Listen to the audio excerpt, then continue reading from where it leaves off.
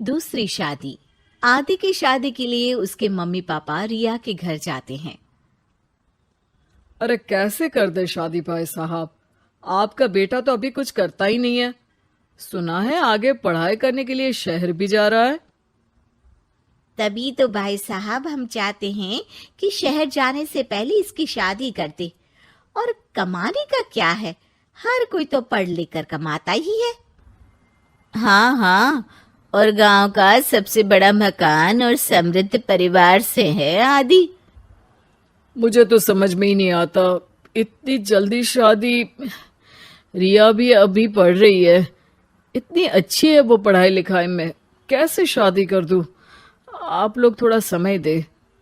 आदि के माता पिता घर चले जाते हैं, जहां आदि के पिता कहते हैं, अरे भाग्यवान, मुझे तो समझ ही नहीं आ रहा कि तू क्यों इतनी जल्दी आदि की शादी करवाना चाहती है। पढ़ लिख कर कमाई धमाई करने लायक हो जाए तो फिर कर देना शादी।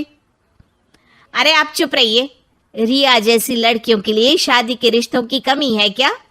इतनी सुंदर, संस्कारी, पढ़ी लिखी और अच्छी परवरिश वाली लड़की है वो।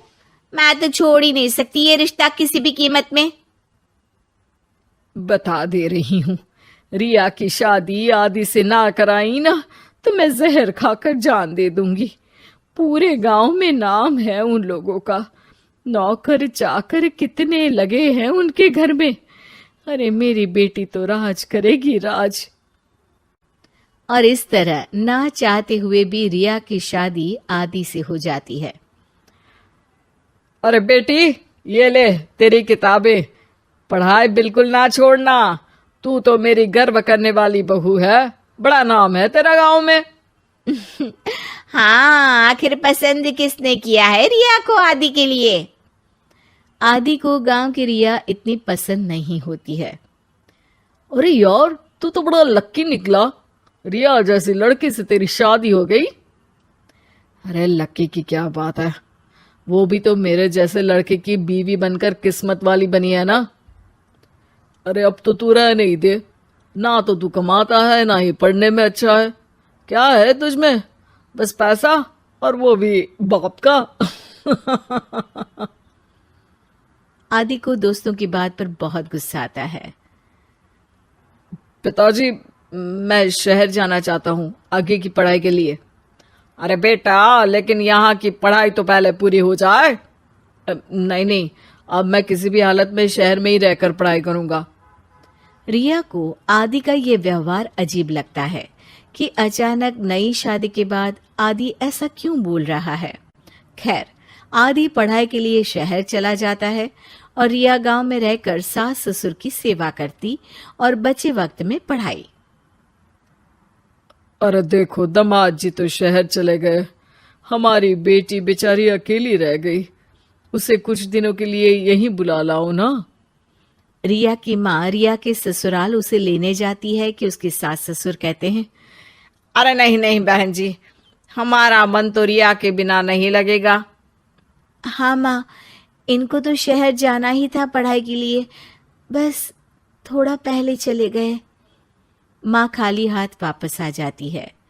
आदि शहर में मन लगाकर पढ़ाई करता है और इंजीनियरिंग के लिए दाखिला ले लेता है, तो वहीं रिया भी एमए की पढ़ाई में प्रवेश लेकर समाज सेवा में मन लगाती है।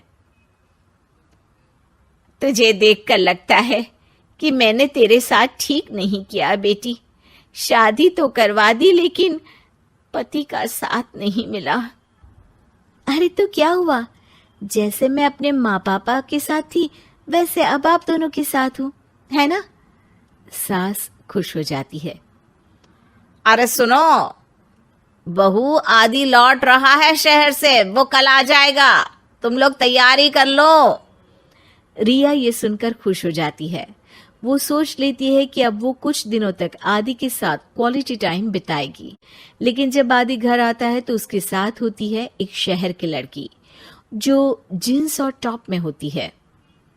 ये मेरी दोस्त है, मेरे साथ रहेगी। आदि उसे अपने मम्मी पापा से मिलवाता है लेकिन रिया से नहीं। रिया सबके लिए खाना लगाती है। अरे ये नौकरानी कितनी सुंदर है, खाना भी अच्छा बनाया है। अरे नहीं नहीं, ये नौकरानी नहीं, मेरी बहू यानी आदि की बीवी है। ये सुनकर लड़की शांत हो जाती है और आदि की तरफ देखने लगती है, फिर वहां से चली जाती है। अरे माँ, क्या जरूरत थी घर की कहानी बताने की? देखा, अब वो बुरा मान गई ना। वैसे भी मैं आप लोगों को बता देता हूं, मुझे रिया के साथ नहीं रहना। मैं शिवानी से प्यार करता हूं और उसी से शादी करूंगा। मैं रिया को छोड़ रहा हूं। आदि ये बोलकर उस लड़की के साथ शहर चला जाता है। रिया ये सब देखकर रोने लगती है, अपने कमरे में चली जाती है जहां सास ससुर उसके पीछे आते हैं। हमें माफ कर दे बेटा। वो दोनों उसके सामने हाथ जोड़ते हैं। आप लोग ऐसा क्यों बोल रहे हैं? ये तो मेरी किस्मत थी, पर अब मैंने सोचा है कि मैं भी आगे पढ़ाई करके आगे बढ़ूंगी।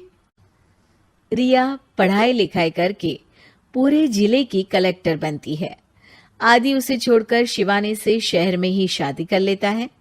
फिर एक दिन रिया के ससुराल में, अरे बेटी रिया, तुझसे मिलने कोई आया है।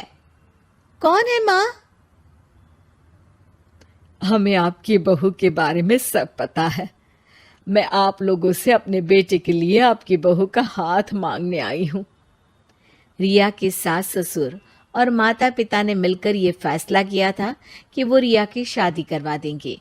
पूरे जिले में नाम कमा चुकी रिया की शादी उससे भी बड़े ओहदे के सिट से हो रही होती है कि शादी वाले दिन आदि भी वहां आ जाता है।